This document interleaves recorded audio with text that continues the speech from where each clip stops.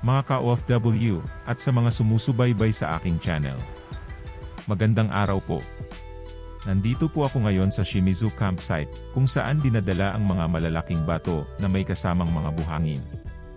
Inihiwalay namin ang buhangin at malalaking bato. At ang malalaking bato naman ay binibreaker namin para lumiit ang sukat. Dahil hindi pwede ang sobrang lalaki ng mga bato sa imbakan.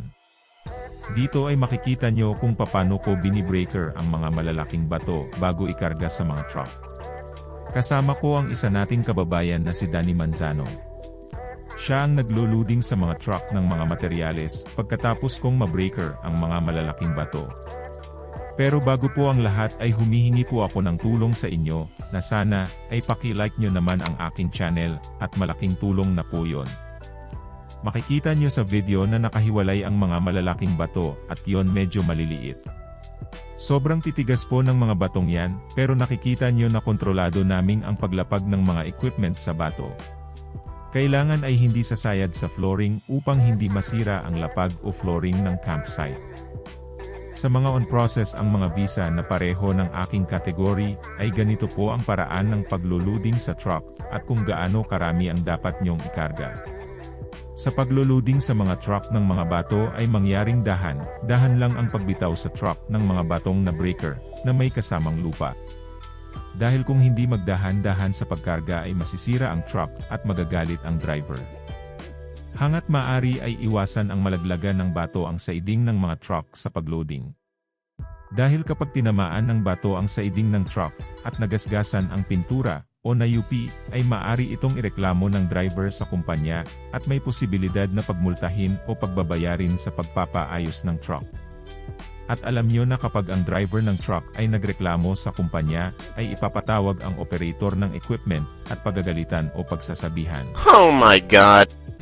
At kung ikaw ay mapapagalitan ay mawawala ka sa mood sa pagtatrabaho, at mai-stress ka dahil sa nagawa mo. Kaya para maiwasan ang ganitong eksena, ay dapat sobrang ingat at sundin ang mga rules na ipinatutupad ng kumpanya. Pagkatapos makargahan ang truck ay lalabas ito upang lagyan ng sheet cover sa may labasan ng imbakan. Bakit kailangan pang lagyan ang sheet cover bago lumabas ng kalsada? Dahil ito ay bawal malaglag ang mga kargang bato at liparin ng hangin ang maliliit na buhangin na pwedeng makapinsala sa mga ibang sasakyan sa pagbayahe. Nice! Sa paglalagay ng sheet cover ay kailangang may safety belt para maiwasan ang aksidente. Ito ay para sa safety ng mga trabahante. Pagkatapos kung lagyan ng sheet cover ay lalabas na ng kalsada ang truck papuntang imbakan. At ilalagay sa mga malalalim na parte na ginagawa naming kalsada. Sa pagmamaneho ng truck ay may speed limit at kailangan sundin ito.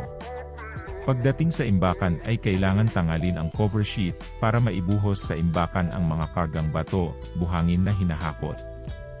Sa araw na ito ay sobrang init na naman po ng panahon, kaya may kahalili ako sa pagtatanggal ng sheet cover. Para maiwasan ang may ma-heat stroke dahil sa sobrang init ng panahon.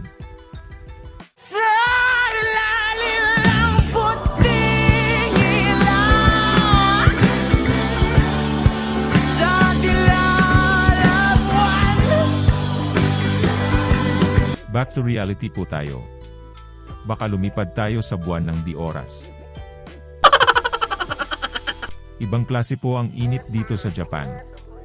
Dahil sila ay may 4 na season, kapag summer dito ay grabe ang init kahit ito ay nasa 30 degrees lang.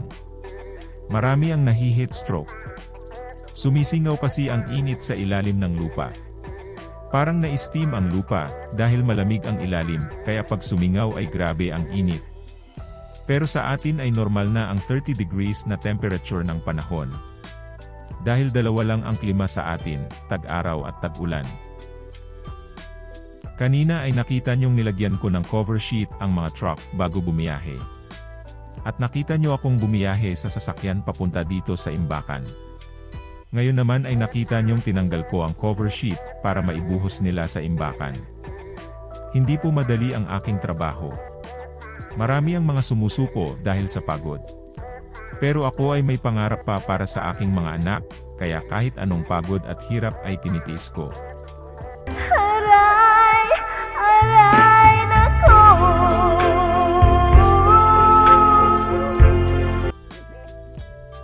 Sunod-sunod ang pagdating ng mga truck para ibuhos ang mga nahakot na bato. Kaya ako din dito ay hindi umaalis hanggat hindi natatapos ang lahat sa paghakot ang mga truck. Ganito po ang mga imbakan ng mga lupa at bato sa nakikita nyo sa video. Ang bawat lugar po ay may mga klase ng itinatambak na bato, lupa at buhangin, section by section kung tawagin dahil sa klase ng materyales na kailangan. Makikita nyo ang iba't ibang klase ng equipment sa ibaba na nagpapatag ng kalsada.